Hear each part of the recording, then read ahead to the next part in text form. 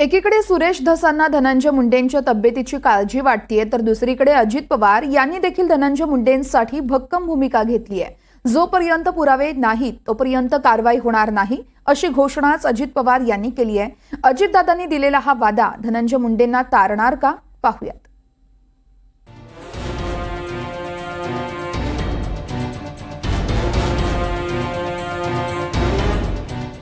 त्याच्या संदर्भातले पुरावे तर पाहिजेत, पुरावे पाहिजेत ना।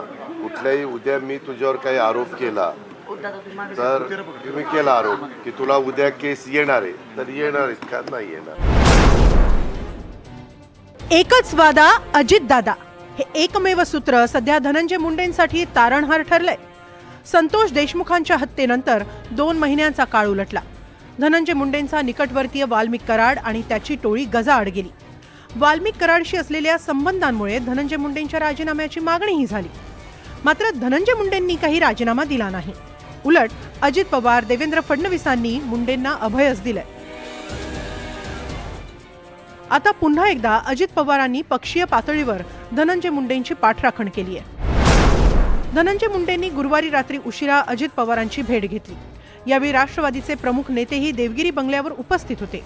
धनंजय मुंडेंनी अजितदादा आणि नेत्यांसोबत तब्बल 2 तास चर्चा केली। संतोष देशमुख हत्या प्रकरण, वाल्मिक कराडशी आर्थिक हितसंबंध, कृषी घोटाळ्यावरून आरोप आणि निवडणूक आयोगाकडे माहिती लपवल्याचं प्रकरण अशा अनेक वादांमध्ये अडकलेल्या धनंजय मुंडेंच्या राजीनाम्यासाठी दबाव वाढलाय। मात्र हे सर्व आरोप सिद्ध होत नाहीत तोपर्यंत कारवाई होणार नाही, असा शब्द अजितदादांनी दिलाय। पुरावे नाही तर राजीनामाही नाही, असा ठाम पवित्रा अजितदादांनी घेतलाय। दरम्यान अजित पवारांच्या या भूमिकेला महायुतीतल्या मित्रपक्षांचंही जाहीर समर्थन आहे। धनंजय मुंडेंचं समर्थन करताना चंद्रशेखर बावनकुळेंनी अजितदादांच्या पारदर्शीपणाचा निर्वाळा दिलाय, तर अजितदादांच्या याच पारदर्शीपणावर विरोधकांनी बोट ठेवलंय। अजितदादा अत्यंत पारदर्शी काम करणारा कार्यकर्ते आहेत। त्यांच्या पक्षाचे निर्णय घ्यायचे अधिकार अजित पवार साहेबांना आहे। अजित पवार साहेबांना ज्या दिवशी वाटेल की त्यांच्या पक्षाच्या कुठल्या मंत्र्यांनी काही चूक केली, त्या दिवशी ते कोणाची गय करणार नाही। तात्काळ तडफड निर्णय करणारा नेता अजित पवार आहे। त्यामुळं त्यांना ज्या दिवशी वाटेल की कोणाची चूक आहे त्यांच्या पक्षामध्ये, ते निर्णय करतील। कोण बसले होते त्या मीटिंगला? तर अजित पवार, सुनील तटकरे ज्यांनी सिंचन घोटाळा केला, प्रफुल्ल पटेल ज्यांनी एव्हिएशन घोटाळा केला, एवढे घोटाळे होऊन, चार्जशीट होऊन सुद्धा घोटाळे बंद करण्यात आले, कारण त्यांना खात्री आहे की भाजप काहीच कारवाई करणार नाही। जोपर्यंत आपल्याबरोबर भाजप आहे, यंत्रणा सगळ्या आपल्या ताब्यात आहेत, कुठल्याही प्रकारची कारवाई होणार नाही ही त्यांना खात्री आहे। म्हणूनच त्यांनी जो स्टॅन्स घेतला आहे तो अतिशय योग्यच स्टॅन्स आहे की आपण, आपल्यावर काही कारवाई झाली नाही, मग आपण धनंजय मुंडेंवर पण होऊ देऊ नये। मला असं वाटतं नैतिकदृष्ट्या राजीनामा दिला पाहिजे। संजय राठोडावर ज्यावेळेस आरोप झाले होते त्या शिवसेनेत ते होते। उद्धवजी ठाकरे साहेबांनी त्यांचा राजीनामा घेतला होता। वाल्मिक कराड आणि धनंजय मुंडे हे एकमेकांचे सावलीसारखं काम करतात, सावलीच आहे। प्रचंड मालमत्ता सगळ्या उघड आपणच मोठ्या प्रमाणावर केलेली आहे। या सगळ्या याच्यामध्ये वाल्मिक कराड एक सामान्य माणूस असा कसा करू शकतो?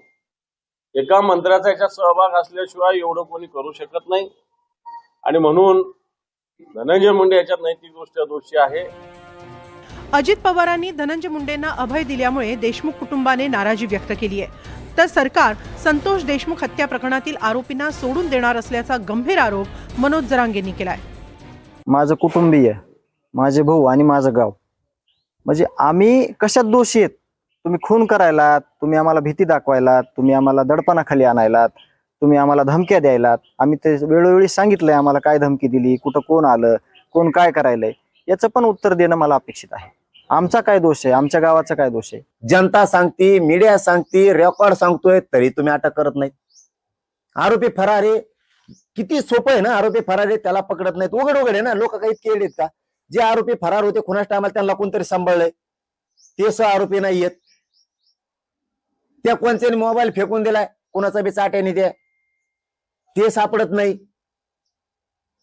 हे पुरावे नष्ट नाही करणं म्हणतात, त्याला काय म्हणतात? आरोपी सोडून देणार आहेत तुम्ही आरोपी सोडून देणार आहेत, त्याविषयी कळून तुम्हाला जनता काय असते? घेऊन बसता मांडीला मांडी लावून।